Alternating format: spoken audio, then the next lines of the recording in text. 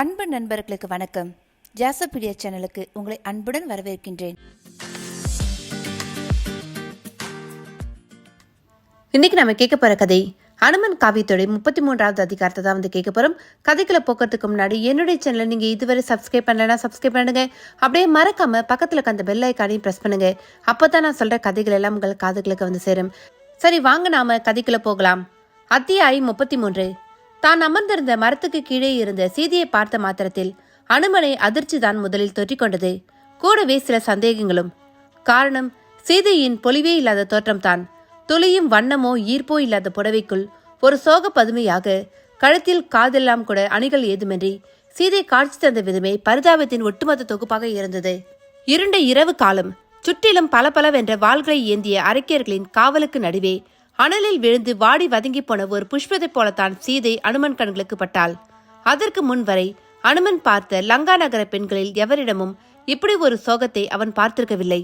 ஆட்டம் என்ன, பாட்டம் என்ன, ஆடை அணிகலன்கள் என்ன, மண்டோத்திரியை தவிர எவரிடமும் பெரியதாய் பெண்மையின் சிறப்புகளையே பார்க்க முடியவில்லை. ஆனால் இங்கோ ஒரு பெண்மணி சேலை தலைப்பை இழுத்து மூடியவளாக ஒரு துறவி போல் அமர்ந்திருக்கிறாள். அவ்வப்பொழுது அண்ணாந்து வானை பார்க்கும் பொழுது அந்த கண்களில் ஒரு எதிர்பார்ப்பும் பளிச்சென்று தெரிகிறது. அது தன்னை மீட்க யாராவது வரமாட்டார்களா என்று அவள் எதிர்பார்ப்பதைப் போலவும் இருப்பதை அனுமனால் யூகிக்க முடிந்தது. நிச்சயம் துக்கத்திற்குரிய இந்த பெண்மணியே மாதா சீதையாக இருக்க வேண்டும் என்று அனுமன் முடிவுக்கு வந்தபொழுது அவனுக்குள் சற்று நிம்மதியும் ஏற்பட்டது. இரவெல்லாம் தேடி அலைந்தது வீண் போகவில்லை. அன்னையை அறிந்து கொண்டாயிற்று.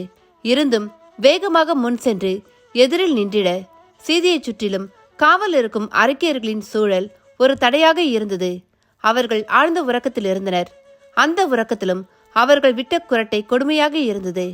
மதுரைக்கு அரசியாகவும் அயோத்தியின் பட்ட மகிழ்ச்சியாகவும் விளங்க வேண்டிய சீதைக்கு இப்படி ஒரு கொடிய சூழலும் கொடுமையான நிலைப்பாடும் ஏற்பட்டிருப்பதை எண்ணிய அனுமனுக்கு நெஞ்சம் கலங்கியது.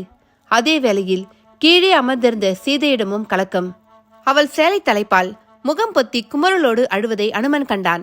அந்த அழுகை அவனுக்கு இருந்த கொஞ்ச நெஞ்ச சந்தேகத்தையும் போக்கிவிட்டது. அவளது கண்ணீரே அவள் அண்ணல் ராமனை எந்த அளவுக்கு எதிர்நோக்குகிறாள் என்பதை அனுமனுக்கு உணர்த்திவிட்டது. இதுநாள் வரையில் ஏன் எனது நாதன் என்னை தேடி வரவில்லை? நான் இங்கே இருப்பதையே அவரால் அறிய முடியவில்லையா? அப்படித்தான் இருக்க வேண்டும். அவர் அறியாது ஒன்றுமில்லை. ஆனாலும் சில வினைப்பாடுகளை அதன் போக்கில் போய் அனுபவித்தே தீர்க்க வேண்டும். இந்த துன்பம் கூட என்னால் வந்த துன்பம்தான். லக்ஷ்மணன் எவ்வளவோ கூறினான், கோடெல்லாம் போட்டான். ஆனால் அவ்வேளையில் என் புத்திதான் பிசகிவிட்டது. என்னால் பொய்மையையும் வாய்மையையும் வேறுபடுத்தி பார்க்க முடியவில்லை. அதற்குத்தான் இந்த தண்டனை. இதை நான் அனுபவிப்பதே எனக்கு அழகு. ஆனாலும் எதற்கும் ஒரு எல்லை என்று ஒன்று உள்ளது. எனது இந்த கொடுமைக்கு மட்டும் முடிவு எப்பொழுது என்று தெரியவில்லையே. எனது வாழ்நாள் இந்த அசோகவனத்தில் இப்படியே முடிந்து விடுமா? என்னை கவர்ந்து வந்து இங்கே சிறை வைத்திருக்கும் ராவணனின் அநீதியான செயலுக்கு யார்தான் தண்டனை தருவது? இன்று எனக்கு ஏற்பட்டது போல் ஒரு அநீதி நாளை பிறருக்கு ஏற்படும் பொழுது என் நிலை உதாரணமாகுமா? இல்லை, வழிகாட்டுவது போல் அமைந்து விடுமா? கீழே அமர்ந்திருக்கும் சீதைக்குள் தான் இப்படியெல்லாம் எண்ணங்கள். அவ்வேளை பார்த்து சீதையின் இடது கண் துடித்தது. ஒரு முறைக்கு இருமுறை, இருமுறையும் தொடர்ந்து 3வது முறை. இப்படி இடது கண் துடிப்பது என்பது ஒரு வகையில் நல்ல சகுனம். கடந்த 10 மாதங்களில் ஒரு நல்ல சகுனத்தையும் அவள் உணர்ந்திருக்கவில்லை. ராவணன் சீதையை கவர்ந்து செல்ல வந்திருந்த காலத்தில் ஆசிரம குடிலில் இருந்தவளுக்கு வலது கண் துடித்தது. வலது கண் துடிப்பது என்பது நல்லதல்ல. ஒரு தீங்கு நேரப்போகிறது என்பதற்கான சமிக்சை அது. பஞ்சபூதங்களான இந்த உடம்புக்குள் வான்மீசை நிலவி வரும் கோள்களின் ஆதிபத்தியம் உள்ளது. அந்த ஆதிபத்தியத்தின் படிதான் உடலும் மனமும் இயங்குகிறது. கோள்களையும் சரி, நம்மையும் சரிமுடிவாக ஆட்டி வைப்பவன் இறைவன். ஆட்டுவித்தால் ஒருவன் ஆடியே தீர வேண்டும் என்கிற கருத்து இதிலிருந்தே தோன்றியது. அப்படி ஆட்டி வைக்கப்படும் சமயம் முன்னிகழ்வாக உருவாகுபவையே சகுனங்கள் ஆகும். யானை வரும் முன்பாக அதன் மணியோசை வந்து விடுவதை போன்றது இது. தீய விளைவுக்கான கோல் சேர்க்கை உடம்பில் வலது கண்ணிலும், நல் விளைவுக்கான கோல் சேர்க்கை இடது கண்ணிலுமாக நிகழ்வது சாஸ்திரம் வகுத்தவர்கள் மூலமாகவும் அனுபவ அறிவாலும் தெரிய வரும் ஒரு செய்தியாகும். இந்த அனுபவ அறிவால் தான் வலக்கண் துடிப்பால் ராவணனால் கவரப்பட்டதை உணர்ந்திருந்த சீதை இப்பொழுது இடக்கண் துடிக்கவும் ஏதோ நன்மை நிகழப்போகிறது என்று கருதி மகிழத் தொடங்கினாள். பாடி அவள் முகத்தில் வேகமாய் ஒரு மாற்றம். நன்மை நிமித்தம் அவள் தலைக்கு மேல் அனுமன் வந்து தவிப்போடு காத்து கொண்டிருப்பது அவளுக்கு எப்படி தெரியும்? ஆனால் நிமித்தம் அவளுக்கு அனுமனின் வருகையைத்தான் அப்படி உணர்த்தியதோ என்னவோ. குத்துக்காலிட்டு அமர்ந்திருந்த சீதையிடம் அந்த சகுனத்தை தொடர்ந்து ஒரு உற்சாகம்.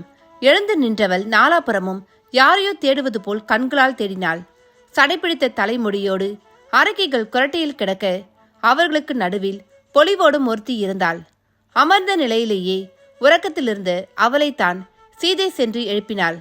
அவள் திரிசடை, ராவணனின் சகோதரனான விபீஷணனின் மகள்.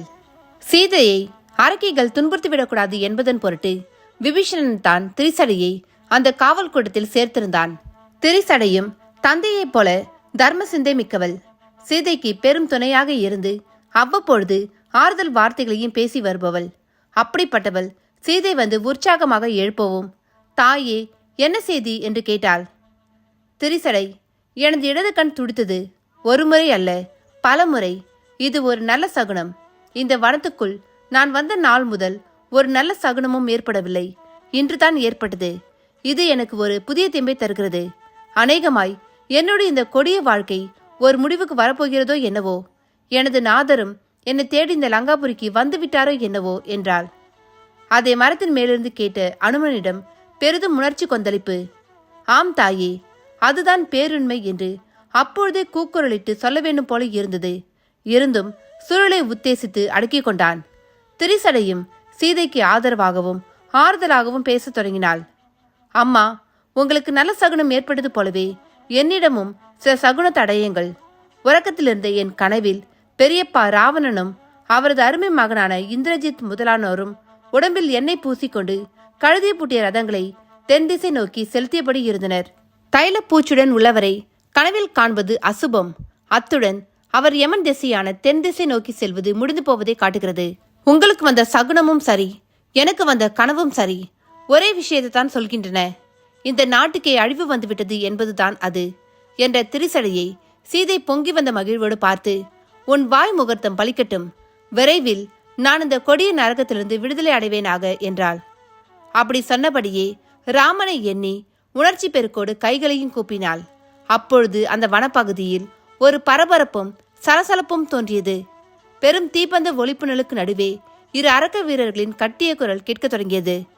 ராஜாதி ராஜ ராஜ பராக்கிரம வீராதி வீர வீரதீர சூர ராஜாதிபதி லங்காபுரி மாமன்னர் ராவணேஸ்வர மகாராஜா பராக் என்கிற அந்த கட்டிய குரல் கேட்ட நொடி சீதை ஓடிச் சென்று தன் இடத்தில் அமர்ந்து கொண்டு தலையையும் தாழ்த்தி கொண்டாள்.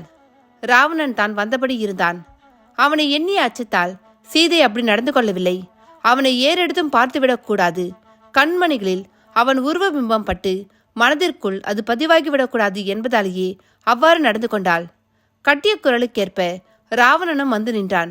பஞ்சனையில் ஆழ்ந்த சயனத்தில் இருந்தவன் அப்படியே சயன உத்தரியங்களோடு சிரசில் கிரீடமோ மார்பில் அணிகலன்களோ இல்லாதபடி ஒரு சகஜமான தோட்டத்தோடு வந்திருந்தான். முகத்தில் தூக்க கலக்கமும் விலகி இருக்கவில்லை. ஆனாலும் ஒரு பீதி தெரிந்தது. அனுமனுக்கும் ராவணன் வரவு கண்டு பரபரப்பு தொற்றிக்கொண்டது. மேலுள்ள மரக்கிளையில் இலைகளின் பின்னே வாகாக ஒளிந்து கொண்டு கீழே அடுத்து நடக்க இருப்பதை கூர்மையாக கவனிக்கத் தொடங்கினான். ராவண விஜயத்தால் ஆர்க்கியர்கள் எல்லோரும் தூக்கம் விலகி எழுந்து ஓரமாக சென்று நின்று விட்டிருந்தனர். திரிசடையும் பெரியப்பனை காண பிடிக்காதவளாக சீதையை விட்டு சற்று விலகி சென்று நின்று கொண்டாள். ராவணன் எதற்கு வந்திருக்கிறான்? சீதையிடம் என்ன செய்ய போகிறான்? கெஞ்சப் போகிறானா அல்லது மிரட்டப் போகிறானா? நள்ளிரவுக்கு மேல் உறக்கத்தை கைவிட்டு வர வேண்டிய அவசியம்தான் என்ன? அனுமனுக்குள் கேள்விகள் கொந்தளித்தது. ராவணனை அதற்கு விடையளிப்பது போல பேசத் தொடங்கினான். ஜானகி, என்னுடைய வருகை உனக்கு அதிர்ச்சியாகவும் வியப்பாகவும் இருக்கலாம். இத்தனை நாளில் இதுபோல நான் இரவு பொழுதில் உன்னை காண வந்ததில்லை. ஆனால் இன்று நான் கண்ட கனவு என் உறக்கத்தை கலைத்ததோடு என் மனதில் பெரும் பீதியையும் உண்டு பண்ணிவிட்டது. எங்கிருந்தோ வந்த ஒரு குரங்கு என்னையும் என் அரண்மனையையும் தீக்கரையாக்க பார்க்கிறது. அதனால் இந்த இலங்கையை பற்றி எரிய தொடங்குகிறது. அந்த தீ இந்த அசோகவனத்திலும் பரவி உன்னையும் எரிக்க முற்படுவது போல் உணரவே உறக்கம் கலந்து எழுந்து விட்டேன். அதனால தான் உன்னை காணவும் வந்தேன் என்றான் ராவணன். அதை கேட்ட அனுமனிடம் பெரும் மகிழ்ச்சி. ஒருபுறம் சீதைக்கு பூர்வ துடிப்பு, மறுபுறம் திரிசடைக்கு நீ சொப்பனம். அது அப்படியே ராவணன் கனவிலும் எதிரொலித்து விட்டதே. பலே! என்ன நண்பர்களே, கதையை கேட்டீங்களா? இந்த கதையோட தொடர்ச்சி உங்களுக்கு அடுத்த பாகமாக வரும். அதுவரை இந்த கதையை கேட்டுட்டு உங்களுடைய கருத்துக்களை பதிவிடுங்க. லைக் பண்ணுங்க, உங்கள் நண்பர்களுக்கும் ஷேர் பண்ணுங்க. நன்றி, வணக்கம்.